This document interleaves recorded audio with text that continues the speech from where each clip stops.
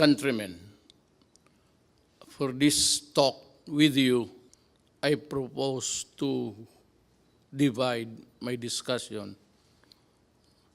The first is I must read the report of the interagency.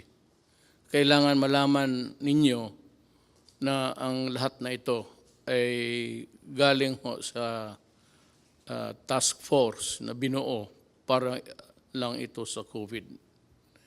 But there are things which are not included here or needs to be expounded more thoroughly. Then I will discuss it in the second stage of my talk by just answering the questions that have come to me officially, mga sumbong ng tao through text, and there are about 1,000 really.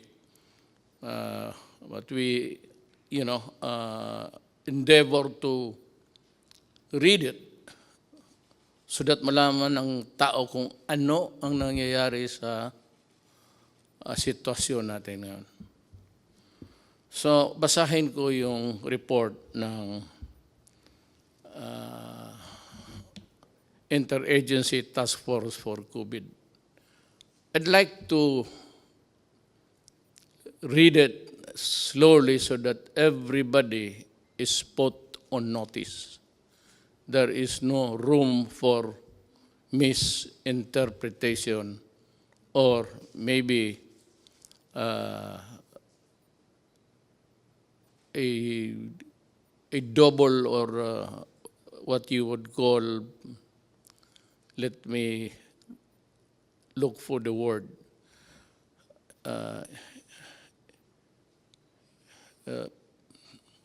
I forget, but I'm sure it will come back to me. So first, let me read it. Sabi ko para clear lahat. Galing ito sa task force whose actions would govern the behavior of government, pati ako. Ako the president, so it goes to me, then it goes down to the critical persons involved here. And it is Secretary of Defense Lorenzana and Secretary Anyo of the DILG. Then also critical as the mga manager sa ating economy, pati yung nag-i-implement sa actual distribution. Binigay ko kay General Bautista. Retired na yan sila lahat, all civilians. But I have to have the critical mind of a military sa itong pera. Pag marami yan, pati ako kaya ko yung intindihin about the economy. But yung implementasyon at pagpaunawa kung paano ito gawin, I have faith in these three guys, and I would like them to proceed in a manner that they were trained to act and think, and that is a military trained mind.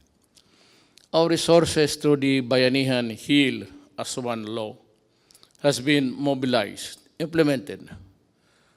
Yung iba nakatanggap na, yung iba wala pa. So as I go along, try to understand what I'm saying.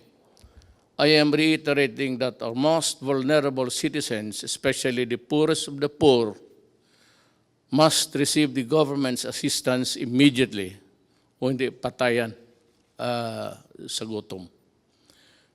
Alam ko na we cannot just focus or zero in itong the poorest of the poor. It's actually it has bloom into something ginagamit sa politika, mga politiko na will go for the poorest of the poor.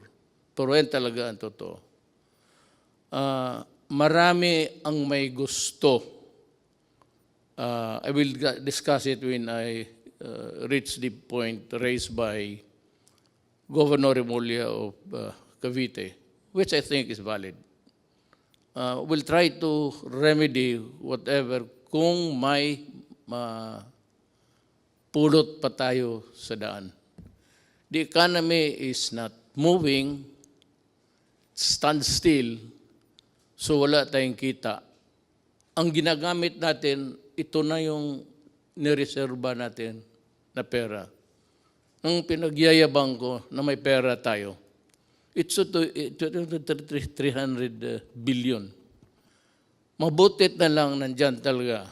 Kaya kung hindi, kung minaldas ko yan ng mga project na karamihan naman kukurakot, mas mabuti pa, sabi ko, na itong pera na tinago ni Dominguez, pero may order na tipid ka talaga, tipid tayo. Hindi natin ito pera, tipid. So that's what we do in the cabinet. I am really, alam nila yan, and you can ask all of them. Allergic ako sa paghingi na ng pera ang project ng mga cabinet members. Yung iba, hindi ko talaga pinipirmahan. Ayaw ko lang sabihin, may iba dito involved sa 270 billion. Sabi ko sa kay Midjaldia, kindly tell the cabinet member that I am not signing his program. Not because I do not trust him, but talagang isali na lang natin sa lahat kasi kukulangin tayo. Tapos yung poorest of the poor, yun namang hindi poorest of the poor, magrereklamo yun kasi sila, yung minsan yung nang umuupa lang ng bahay, kumikita ng buwanan. Yung poorest of the poor, yan yung araw-araw na hindi makakain kung hindi makatrabaho or wala ng trabaho. Ito namang yung tawag natin na sa middle income, yung kanila, nakaupa lang ng bahay na medyo maganda sa subdivision, then may kunting pera sila para dideposito nila for the rainy days. Now, what is really very sad is that the rain has arrived. Yung save a penny for a rainy day, dumating sa ating generation. Hindi natin gusto yan. Ayaw kong magkulong ng tao. It gives me nightmares thinking, kaya pumayat. Kasi ako, pag nagising ng gabi, pag umihi ako, hindi ako bumabalik sa kama. Diretso ako sa lounging chair at mag-isip na ako, maabutan ako ng daybreak, magtingin ako sa labas, sa bintana. Paano ko? Sa akin lahat maghiram o the 100 billion pesos for 1 month or the 270 billion pesos for 2 months yan, nakaprogram na as earlier estimated, is not enough. I'm calling on the Secretary of Finance to generate. Magnakaw ka, maghiram ka, wala ang pakialam, i-produce mo yung pera kasi pag naubos na ito,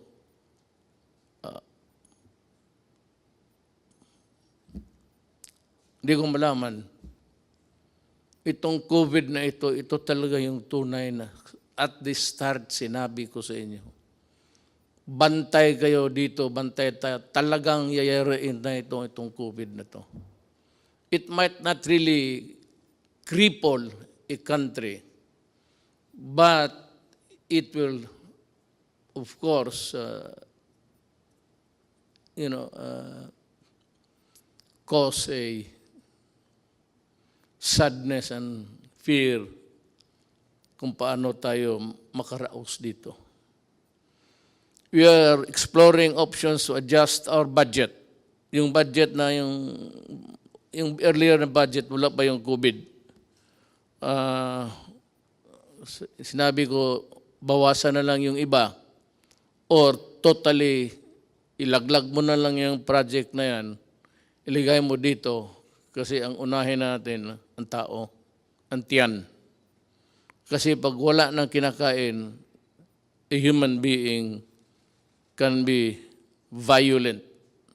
Especially makita niya yung mga anak niya wala nang kain, nag-iiyak siya, maghingi ng gobyerno, tapos wala na akong maibigay at maubos yung bigas natin.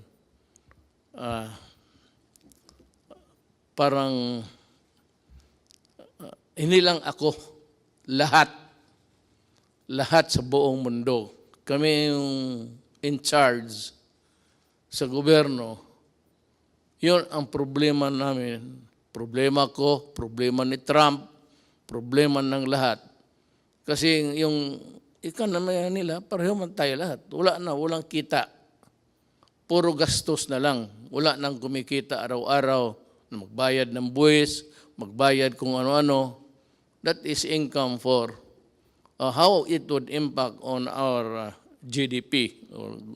Yung GDP is just yung income ng ekonomiya based on the income ng gobyerno. That's what it's all about, actually. So, ang gobyerno kasi cannot print so much money. Hanggang ano lang ang value ng ating economy that is equal to your value, how much money you can print, how many trillion or billions are you allowed. Yan lang economy mo. Hindi mo sabihin na, mas malaki yung iyo kasi mas malaki yung sa Amerika. Sa Amerika naman, may trabaho. Lahat nagbibili ng eroplano, bala, kasi gusto ng gulo. Ang gulo para kumikita. Well, okay, if you look at it that way, well, they want wars to continue so that they will earn, so that yung bala nila, baril nila, yung mga kanyo nila, mga eroplano nila, bumibili tayo para, kagaya nitong atin ngayon, patayin yung Pilipino kasi nagre-rebelde, nagkikidnap, tapos binababoy yung tao, pinuputulan yung ulo, pati mga sundalo ko. Ganon. So that is how it is. Everybody wants war, trouble, because kung wala ng gera, ang kita itong mga to, these countries, producing the armaments and the lethal things in a inventory sa bodega. Ganon yan. Isipin mo na lang kung wala ng gulo. Sino magbili ng bala? Sino magbili ng baril? Yan ang isi-share ko, yung nalaman ko lang. The little knowledge that I have. I'm sharing it with you. I may need more minutes or hours to talk with you. But at least kung makinig kayo, you'd be able to understand even my paradigm, ang paningin ko sa buhay. At ang paningin ko kung saan ako tatagal. Saan ako pupwesto dito. Once again, I am asking the utmost cooperation of the public in these trying times. Let us see the needs of our poor brothers and sisters who are hit most by the pandemic. You know, lahat tatamaan ito. Kaya sa lahat ng bansa sa mundo, isang order lang, pasok kayo sa bahay, huwag kayong lumabas kung ayaw ninyong mahawa. But for those people, Filipinos, who have to, go out to earn a living sa mga palengke, makikita mo naman, nobody's obeying the order. And,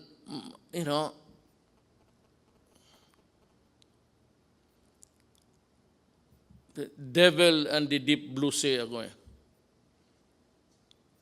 Paano, ibawal ko, huwag silang magtrabaho, lumabas. Hindi kakain yan. Mabutit na lang nga, hindi na humihingi sa iyo. Pero ngayon, kung talagang higpitan mo, which is really the advice of all governments, lahat ng gobyerno, ito ang sinasabi. Go inside your house and lock it and do not come out until the pandemic is over. When? I do not know. Ano ba itong, bakit ba itong gobyerno na to hindi niya ma-solve? Ikaw, Duterte, lahat naman ng bunganga mo, hindi matakot yung halos in order patay pati isda. Wala kang magawa nito, hindi mo matakot ang COVID ho is science. Period. The reason why we are ordering you inside the house is also science. Period. Hindi ito kalaban na galing sa it's a goddamn microbe that's crawling all over the world. Sa Amerika, marami na ang patay. Italy, ang France, in one day, or was it Italy? In one day, 500 ang patay. So it's a deadly thing. That is why, huwag kayong lumabas. Kasi, alam mo ito, it's in the air. I hope you were able to see the Japanese expert science paano mag-transmit. Kung kaharap ka lang ng ganun dito, less than 10 feet away, then I sneeze, mag-atching, mag-ubo ako. Tapos tinignan nila sa infrared, pinatayin lang yung ilaw, tapos tinignan nila at tapos naglagay sila ng dami. Pag makita natin, nakita ko this morning, early, paano lumilipad yung sumasama sa hangin. Kaya mag-mask kayo. Kasi pag nahigop mo yan, it's in the breath. Lahat naman tayo humihinga. Pag nandiyan ka, less than 10 feet, may hangin, dadalhin yung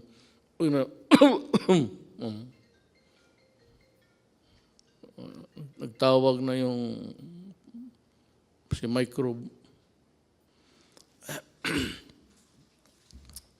Yan ang explanation ko. Bakit? Wala tayong panalo dito. Hindi ito. Kung mabaril lang ito, wala. Natapos na ito. Bigay ko lang sa isang kumpanya na sundalo. Dito, sa likod, maraming sundalo dyan. Hindi, tapos na sana ito. Pati sundalo nito. Kaya nakanawa ako sa mga sundalo, at yung mga pulis, I hope that you understand. Kaya that was the reason why. Nagkatotoo ta prophetic. Dinoblik ko yung sweldo nila. At maraming pumalag. Teachers and all, bakit inuna ko? Sabi ko, you know, yung mga pulis pati yung military, utusan yan ang buhay ng bayan. Pag may sunog ang pulis, pag may gulo ang military, pwede silang mamatay. Kaya nga ako, umiinit yung ulo ko. Pag sinabi ng mga, pinuputol yung sabi ko, I said I was laying down the predicate.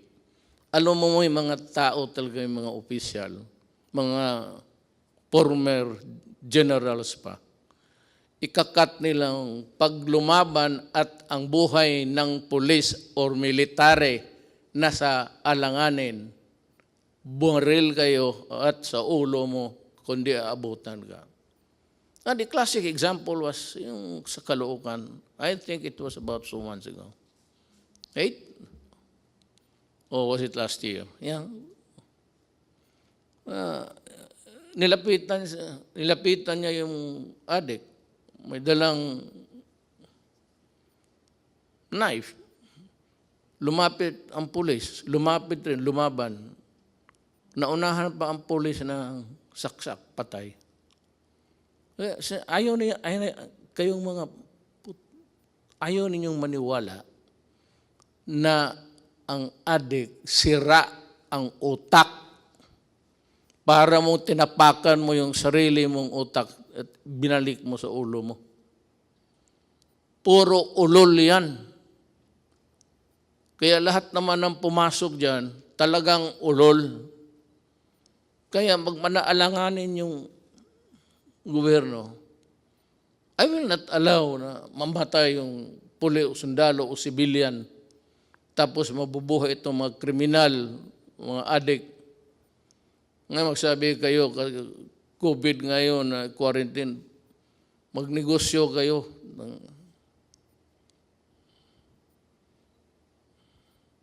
Wala nang malagyan eh. Nandiyan naman yung Manila Bay, tapon mo lang. Tataba pang isda dyan, totoo lang. At sasarap. Sinabi ko na sa inyo, wag. No, ngayon, it's a thing which is, I said, rampaging all throughout our country. And every country for that matter. Huwag ninyong subukan ang gobyerno kasi pati ang gobyerno desperado na. Ako desperado na rin. Sabi ko nga, nakatutok ako sa bintana. Makita ko na lang kaya may tulog ako. Kanina nagising ako mga 3 plus. Pag 2 beses ako before getting to bed, and once, talagang mag-ihi ako isang beses, umaga. Yung gabi, magising ako. Nakatutok ako sa madilim na langit. Well, it's a private thing, but nagdadasal ako.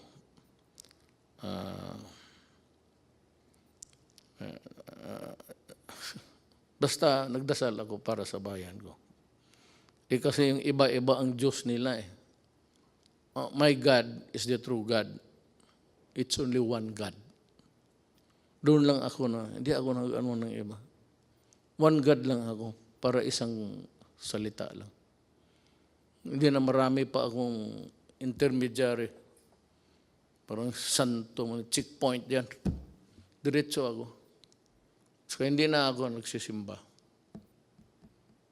At ang Diyos ko is God the Father. He's only one.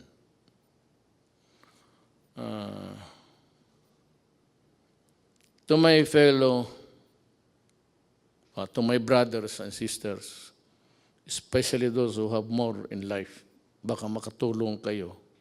sa extent ng financial assistance. Kung hindi mo na masyado kailangan at alam mo na may minagugutom, bigay mo na lang para hanggang maubos ang may border yan eh.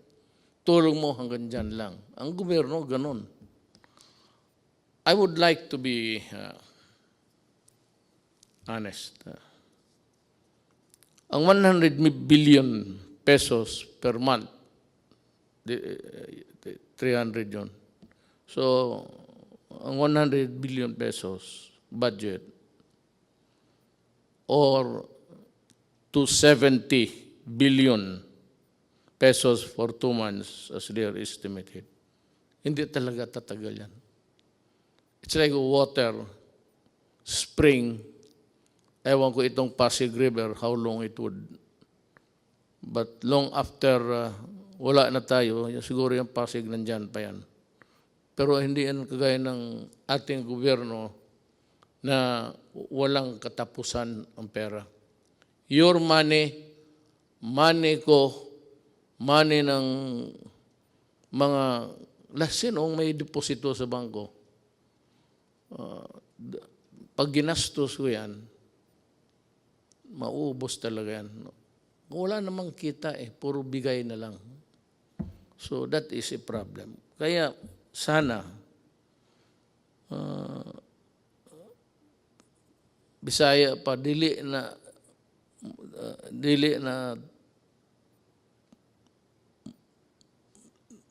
ang tubig mahubas po. Maybe this Pasig would take about 500 years to dry up, but it's not forever. Kaya, ako na, intindihin ninyo ako. Kaya kung may pera lang talaga, hindi ko hawakan yan. It is not my money. Hindi ko naman pwede manakaw. At kung manakaw ko lahat, anong gagawin ko sa pera na yan? Ang edad ko, I just turned 75 last month. With the remaining years, anuhin ko yan. May I ask itong, sige na, corruption, walang, ngayon itong mga nagpa-posturing, may sabihin ka, ang sentence mo, pulis yan ha, ang sabihin lang na, bawal yung magpatay ang pulis. Nasira tuloy kung ano at bakit ka pwedeng patayin. At may bakit na hindi dapat pumatay ang gobyerno, o pulis o military. Nawawala tuloy sila kasi nagle-lecture, bawal yan. Alam mo, kayong mga opisyal na pulis, dumaan man kayo. Tignan natin yung record ninyo. One of these days. Sige nga. Magprangkahan tayo.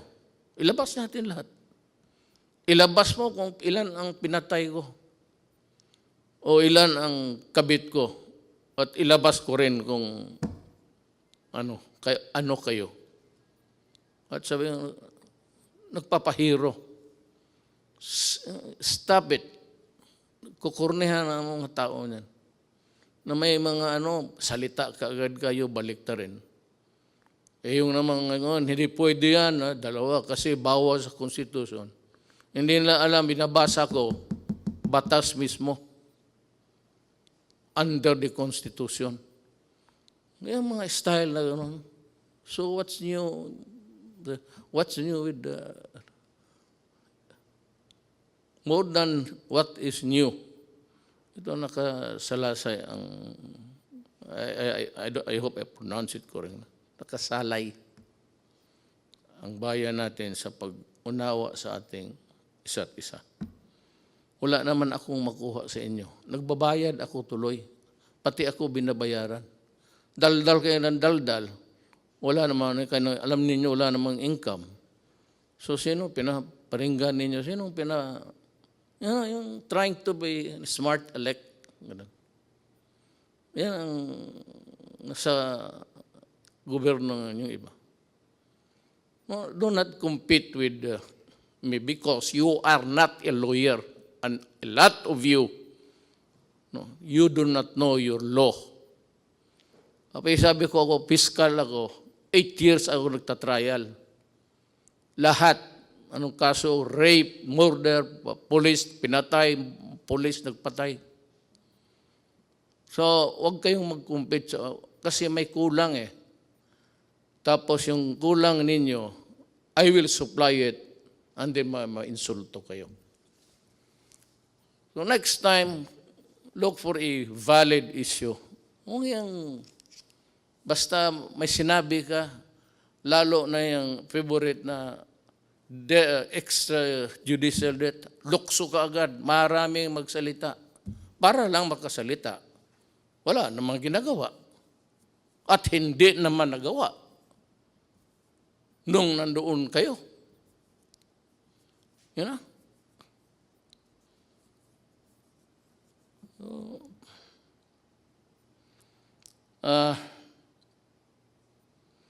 Let us take this problem one at a time.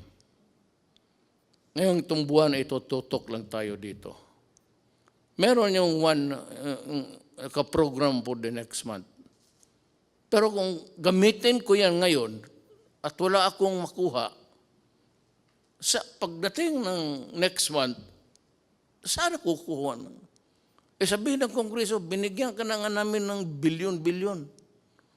Yan ang bilyon-bilyon. Ang ginastos ko naman, sabi ko, at yung mga tao na humahawak yan, mga military, ano yan, military na nakita ko, PMAyer na may prinsipyo at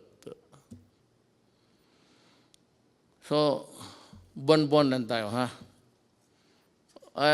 We are also trying to perfect this. Kung gusto lang natin, pero ang buhay kasi ganun. Gusto ko bigyan yung poorest of the poor, which is the popular cliche o politician. Nandiyan kami sa inyo ka poorest of the poor. Patignan mo kung nandiyan na sa pwesto. Poorest of the poor. Kayong panahon nila, nakita naman ninyo, anong ginawa? Anong ginawa nila? Nasa gobyerno, itong madadaldal, nasa gobyerno nakita mo. O nagsuporta ng gobyerno na yun. Tignan mo. Ngayon tapos, may marinig ka na ano dito, nagpapaiwan pa na House Duterte, patayin si Duterte. Pato ito si, narinig, mabutit na lang nandyan si Attorney Pamatong. Sabi niya, dyan sa Facebook ba yan? He declared himself that I am the duly elected President of the Republic of the Philippines and I am ordering the military to arrest Duterte and to, sabi ko, tinanong ako ng staff dyan paglas, anong masabi mo sa sinabi ni Pamatong? Sabi ko, tama siya. Tama talaga siya. Sabi niya, siya lang ang he will solve the problem in 3 weeks. Sabi niya, ang military, kailangan arestuhin because nandito ako ready to solve the pandemic that has struck the entire planet Earth and he will solve the problem. Tama. Kung gano'n na siya, tama, I agree. Kung magpunta siya dito, mag-usap kami. Kung ang solusyon niya okay, then sabihin ko sa military na, Adre, tama si Amatong. Alis na ako.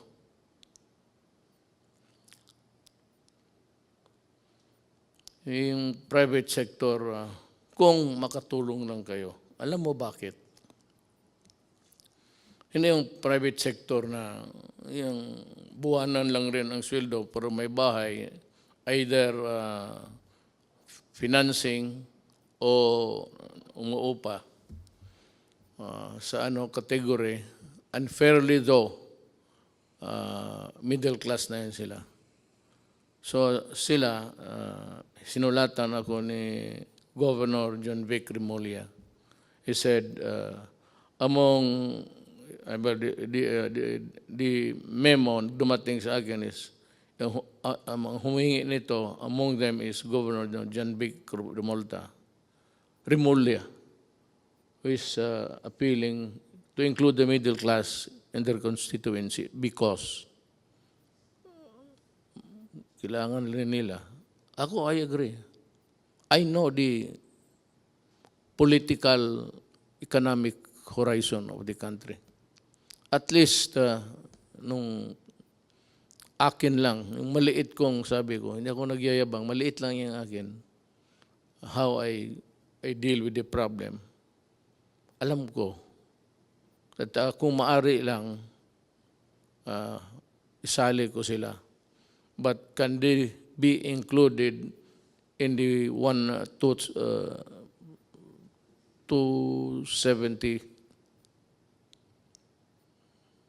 next month? Hindi nga eh. 217, yun yan. 300,000 minus 270. Yan ang maiwan. Kasi, yung sa estimate namin, hindi nga namin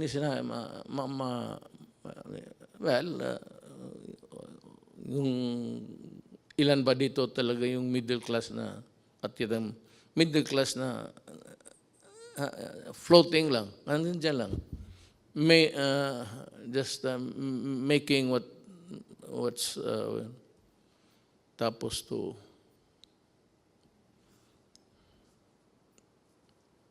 both ends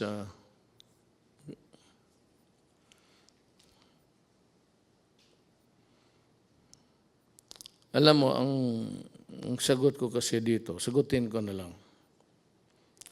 Ang solusyon nito is vaccine. Walang iba. Unless and until the bright boys, the scientific minds can come up with a vaccine or a previous, sabi nila yung sa malaria. I remember yung tatay ko. May tinamaan ng malaria yun eh. Panahon ng gera. Kita ko siya yung mag-shake para talagang parang addict. Ano yung anti-malaria, I remember. But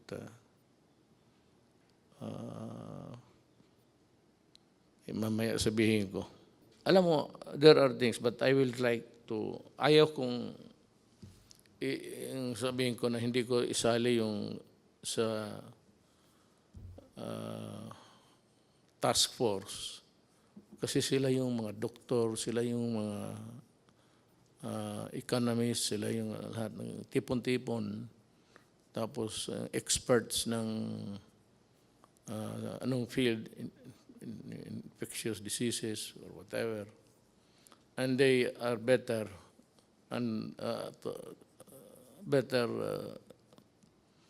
to be there to help solve the problem. Tayong mga, ako abogado, wala talaga ako. Wala akong maitulong except gaganuin ko lang kung ano ang mabuti sa bayan na huwag mo baliktad. Pero kasabi nga dito, the resources is not infinite. Infinite is everlasting. It's finite. Finite is hanggang may border lang talaga. So sa buhay na ito, lahat talaga may border, pati ang buhay mo. O whatever it is, pera mo, Maraming mga mayaman dito noon, panahon estudyante po kami. Ngayon wala na. Because, ganun ang ganun ang buhay.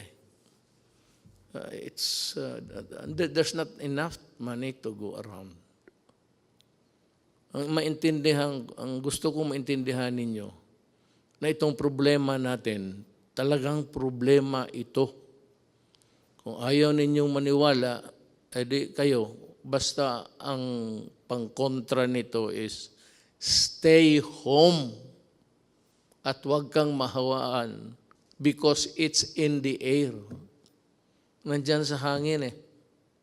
Pero hindi niya magtagal yung mga virus sa labas, sa init.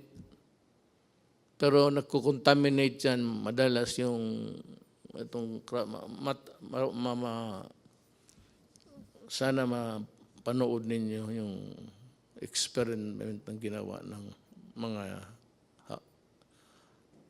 Japanese doctor. At pinalabas doon sa Amerika.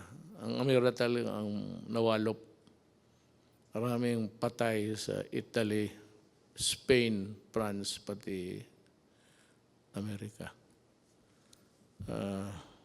Ngayon, bumaba ang patay nila. Pero the prediction is really dire. For as long as there is no vaccine or any medicine that this men of science can think of to put an end to it, we will suffer. Hindi ko alam kung kailan kayo, sabihan ko sa inyo, bahay lang kayo. Hindi ko alam kung kailan ako makahatid ng pagkain sa lahat.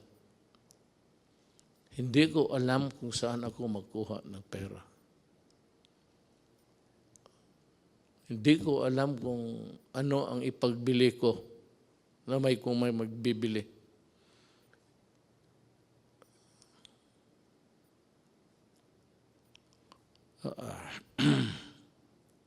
So just stay alert. Makinig tayo sa, hindi ito trabaho ng abogado ha. Trabaho ito ng mga medical experts pati men of science. Hindi, kami, I just happened to be here. I just happened to be here. To my chagrin, maybe. Bakit sa panahon ko tumama itong mas matindi ito sa gira. Walang kalaban eh, hindi mo makita. Kaya kita mo pati lahat, pati Taliban, takot sila. Lahat. Kasi yung pawis lang, sagaran mo yung pawis. Yung distance rule, social distancing. Okay, I just say distant rule. Isundin lang ninyo. Kung hindi ninyo masunod, well, I would say na hindi naman kasiguro kayo mamamatay. I hope not. I hope that you will not get sick. I hope that you will not die. Alam mo bakit kung mamatay ka? Sabihin ko sa iyo, galing hospital o saan ka clinic, your body can only be handled by people who are fully protected. Hindi ka na makahawak kung sino yung namatay. Ayoko nang magbanggit ng ano pa. Basta kung sino yung namatay, hindi mo mahawakan. Balot, diretso yan, tapos diretso sa sunugin crematorium. Hindi ka nga makaburol. You will not be allowed na magburol ka ng isang tao na matay sa COVID. Sunog talaga yan. Kaagad. Ora mismo. Hindi mo na makita. Makita mo na lang sa malayo na yan, kinakarga ng punerarya, car, funeral vehicle. Pero hindi ka na makalapit. Baski mayaman o mahirap. You will not be allowed to go near touch the whatever it's wala, diretso na. At walang libing yan. Sunog. Kaya I am forced to say this because dapat ninyong what is really at stake. At ano ang, kung hindi kayo magsunod. And as I have explained, it is like a cadena de amor. Habang may driver mo o magpunta siya sa utusan mo, mahigop niya, bumalik siya sa kotse mo, magsakay yung anak mo, ikaw, makuha mo. Hindi na siya kailangan mag-atching-atching pa. Yung breath niya, yung ginawa niya, nasa kotse, yun. O anak mo, payagan mo, mag-socialize, mag-inuman, tapos may yung isa, may tama pala, kasi ang tatay niya galing sa tapos isang kwarto, hindi niya alam na delikado yung enclose, mabuti pa buksan, mag-aircon ka, buksan mo. Ano ko lang yan, kasi yan man sinabi ng Hapon. Ganun ang interpretation ko. Ngayon, kailan matapos ito, Duterte, ang paghirap mo sa amin? Hindi po. Handa po akong, sabi ko, kung totoo yung pinapahirapan ko yung Pilipino, anytime po, sabihin ni Amatong bababa na ako, at sinabi ng military, totoo yan, subukan niya itong 3 weeks.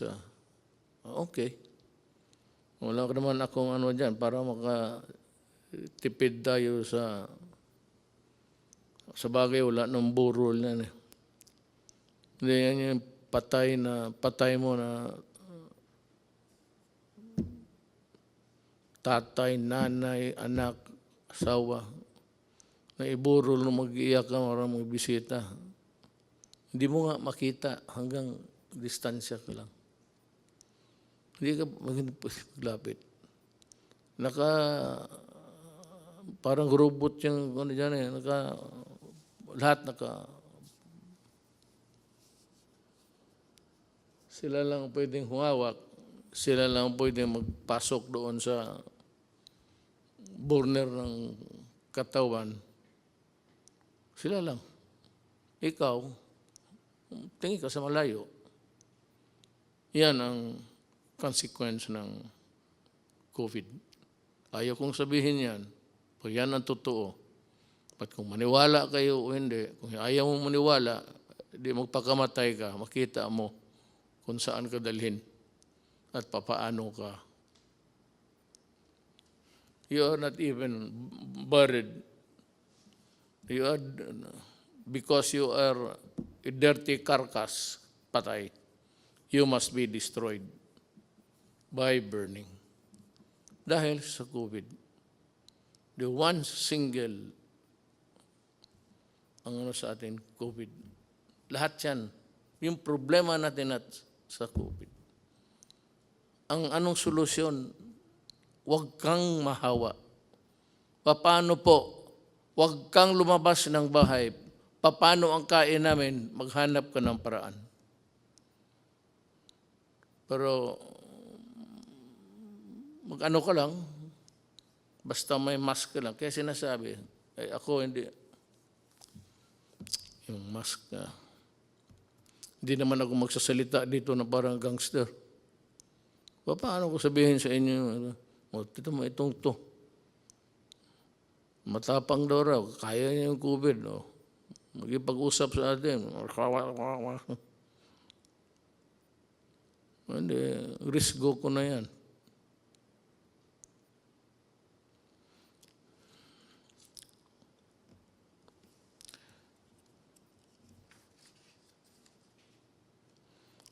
It's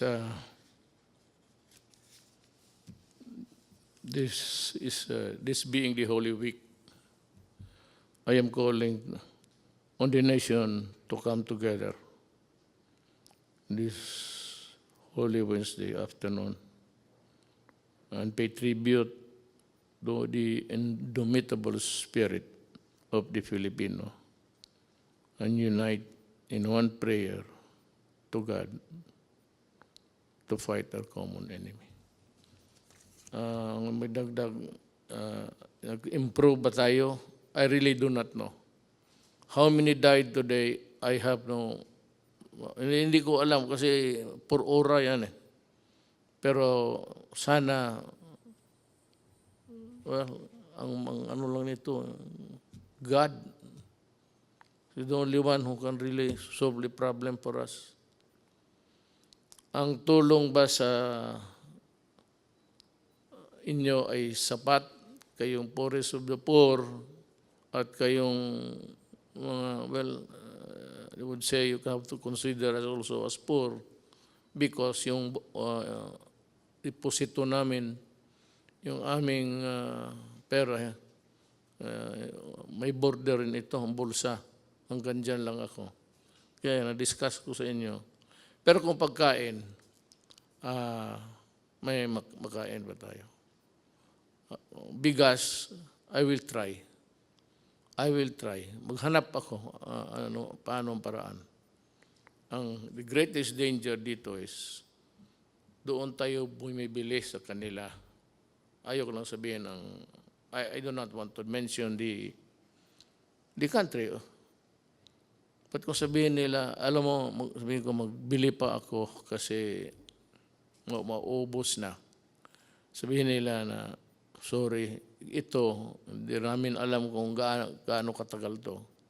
Mag-i-reserva lang namin. Maya na pagkatapos sa COVID, pwede kang pabilihan ito.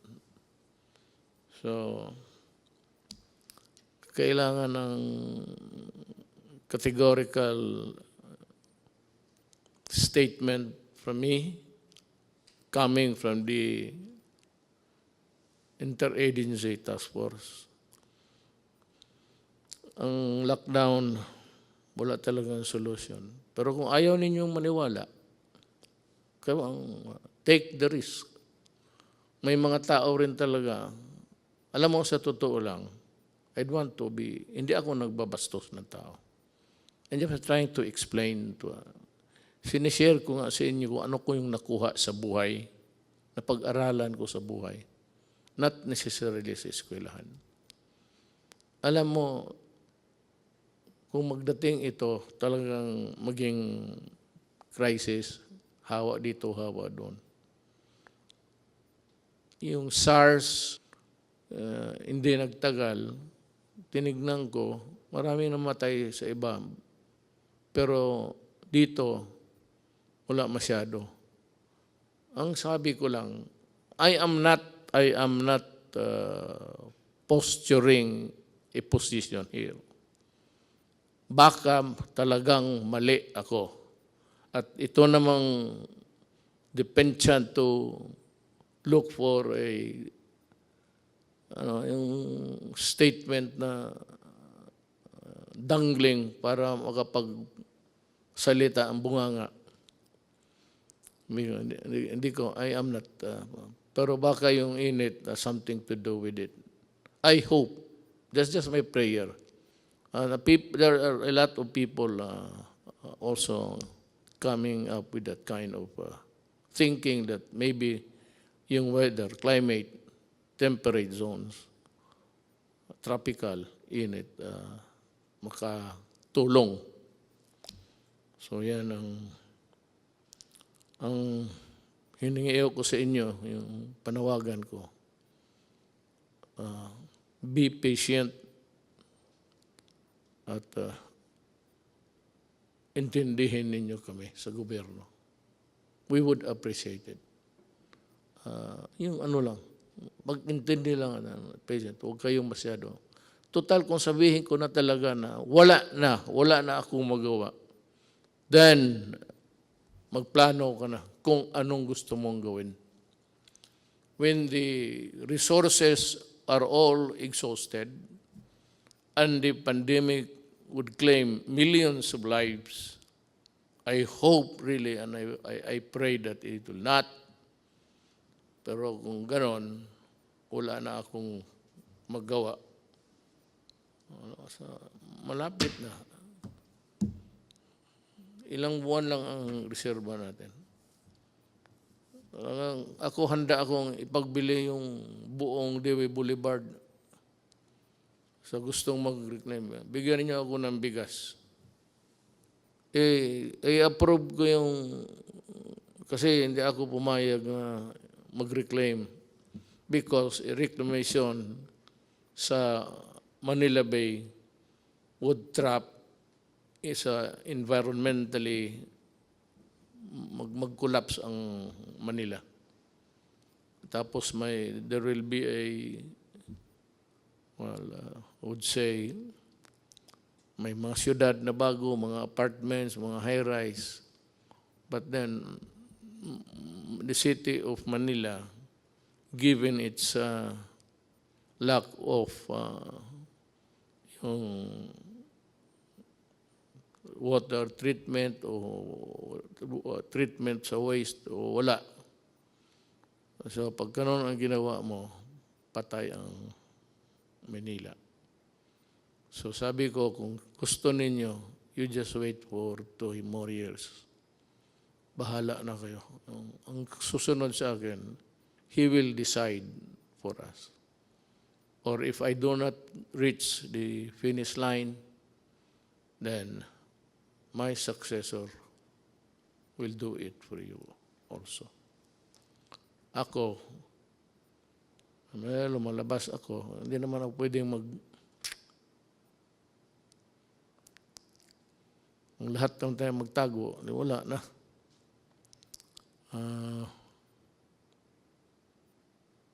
I have also to magsusugal rin ako.